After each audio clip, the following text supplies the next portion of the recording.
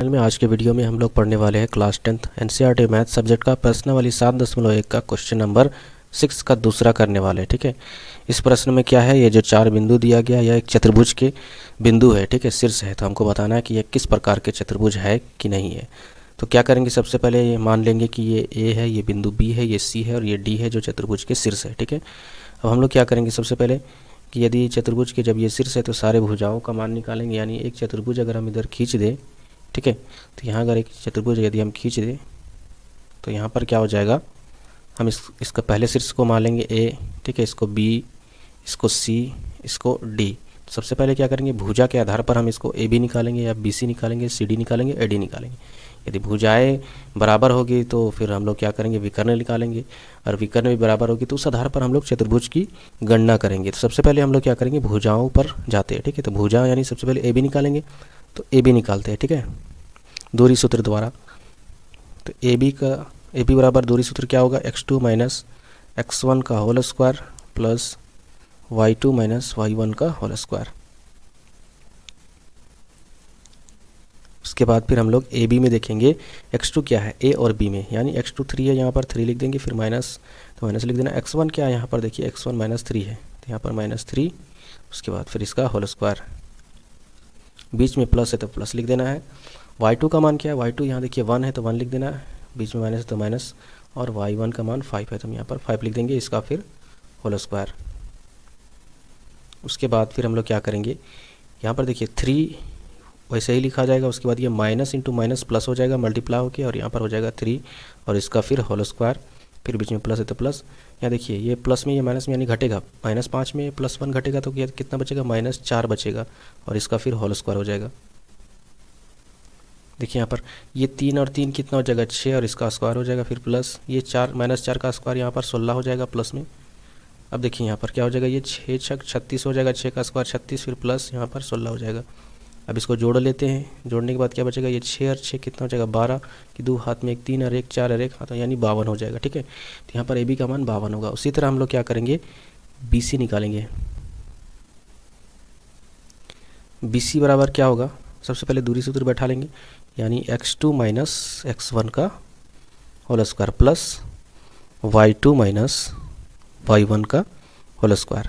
ठीक है, फॉर्मूला बैठाने के बाद बिंदु b और c के आधार पर हम लोग x2 x1 y2 y1 निकालेंगे, यानी b और c। तो यहाँ पर x2 क्या है, 0 है तो हम लोग 0 लिखेंगे, फिर माइनस है तो माइनस, x1 क्या है, यहाँ पर देखिए 3 है तो 3 लिख देंगे, उसके बाद फिर इसका होल स्क्वायर, बीच में प्लस है तो प्लस लिख देना। y2 क्या है, y2 यहाँ देखिए b और c में 3 है तो हम यहाँ पर लिख देंगे 3, माइनस है तो माइनस फार्मूला का लिख दिए। उसके बाद y1 क्या है, यहाँ पर b में देखेंगे तो y1 क्या है, 1 है तो हम यहाँ पर लिखेंगे 1 और इसका फिर होल स्क्वायर। देखिए यहाँ पर ये 0 का मतलब कुछ नहीं था, यानी -3 का स्क्वायर बचा। -3 का स्क्वायर क्या होता है, -3 का स्क्वायर होता है 9 होता है। ठीक है, फिर पीछे प्लस है तो प्लस, ये 3 में 1 घटेगा तो कितना बचेगा, 2, और 2 का स्क्वायर हो जाएगा। अब यहाँ पर क्या बचा, अंडर रूट में 9 प्लस 2 का स्क्वायर 4। इसके बाद देखिए ये 9 और 4 जुड़ जाएगा तो हो जाएगा अंडर रूट में 13। इस तरह से बी सी का मान निकाल गया। उसी की तरह हम लोग क्या करेंगे, सी डी का मान निकालेंगे। सी डी बराबर क्या हो जाएगा, सबसे पहले दूरी सूत्र बैठा लेंगे। दूरी सूत्र क्या होता है, x2 माइनस x1 का whole square plus y2 minus y1 का होल स्क्वायर। अब क्या करेंगे, इसमें सी और बिंदु डी से ये सारा मान रख देंगे, सी और डी है यहाँ पर दिख रहा है, ये सी और डी है। तो यहाँ पर देखिए ये x2 का मान यहाँ पर -1 है तो हम यहाँ पर -1 लिखेंगे। x1 का मान देखिए 0 है, हम लोग 0 लिखेंगे, फिर इसका होल स्क्वायर, प्लस है तो प्लस। y2 का मान यहाँ देखिए -4 है तो हम यहाँ पर -4 लिख देंगे, फिर बीच में माइनस है तो माइनस। y1 का मान 3 है तो हम यहाँ पर लिख देंगे 3, उसके बाद फिर इसका होल स्क्वायर।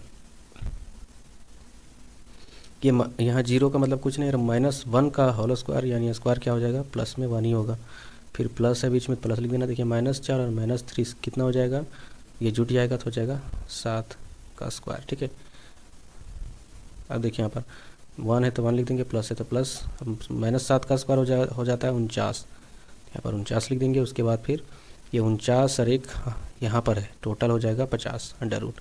उसके बाद फिर हम लोग क्या करेंगे, सी डी के बाद फिर ए डी निकालेंगे।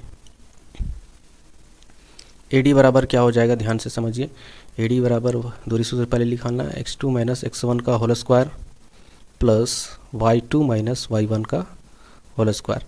इसके बाद हम लोग क्या करेंगे, x2 का मान ए और बिंदु डी को रख के, यहाँ पर a है और यहाँ पर d है, ठीक है। यहाँ पर x2 -1 है तो -1 लिख देंगे, फिर बीच में माइनस है, फार्मूला का माइनस लिख दिया। फिर x1 का मान यहाँ देखिए -3 है तो यहाँ पर -3 लिख देना है, और उसके बाद फिर इसका होल स्क्वायर, बीच में प्लस है तो प्लस लिख देना है। y2 का मान देखिए -4 है तो यहाँ पर -4 लिख देना है, ठीक है। बीच में माइनस है तो माइनस y1 का मान देखिए 5 है तो हम यहाँ पर लिख देंगे 5, और इसका फिर क्या कर देंगे, होल स्क्वायर। उसके बाद देखिए यहाँ पर क्या होगा, ये -1 और ये -3 क्या हो जाएगा, जुड़ जाएगा तो हो जाएगा माइनस में 4 और इसका स्क्वायर, फिर बीच में प्लस है तो प्लस, ये -4 और -5 कितना हो जाएगा, -9, उसके बाद फिर इसका होल स्क्वायर। उसके बाद फिर क्या करेंगे, ध्यान से देखिए, ये -4 का स्क्वायर हो जाएगा 16 प्लस में, और फिर बीच में प्लस है तो प्लस, ये -9 का स्क्वायर हो जाएगा 81 प्लस में। उसके बाद फिर इसको जोड़ लेंगे, ये देखिए इकाई अंक को इकाई से जोड़िए, दहाई को दहाई से, यानी इधर देखिए इकाई में 6 है, ये इकाई में 1 है, 6 और 1 कितना हो जाएगा 7, और इधर दहाई में 1 है और इधर 8 है, तो 8 और 1 9, यानी यहाँ पर 97 आया। तो इस प्रकार से हम लोग लिख सकते हैं कि जो AB है वह BC के बराबर है नहीं है, और BC भी CD के बराबर नहीं है, CD भी AD के बराबर नहीं है, ठीक है। इस प्रकार से कोई भी यदि भुजा आपस में बराबर नहीं हो तो हम लोग लिख सकते हैं यहाँ पर कि AB बराबर is equal to note, BC बराबर is equal to note, CD बराबर is equal to note AD, ठीक है। कि कोई भी भुजा बराबर नहीं है, देखिए AD ये है आपका, ये CD ये है अलग मान है, और यहाँ पर BC का भी अलग मान है ये, और यहाँ पर AB का भी अलग मान है। तो यहाँ पर जब भुजाई बराबर नहीं है तो यह चतुर्भुज के शीर्ष नहीं लगते हैं, ठीक है। तो आखिरी में लिख देना है कि यह बिंदुएं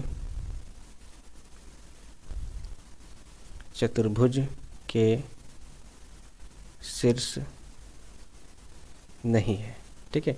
जब शीर्ष ही नहीं है तो हम लोग चतुर्भुज का प्रकार कहाँ से निकालेंगे, ठीक है।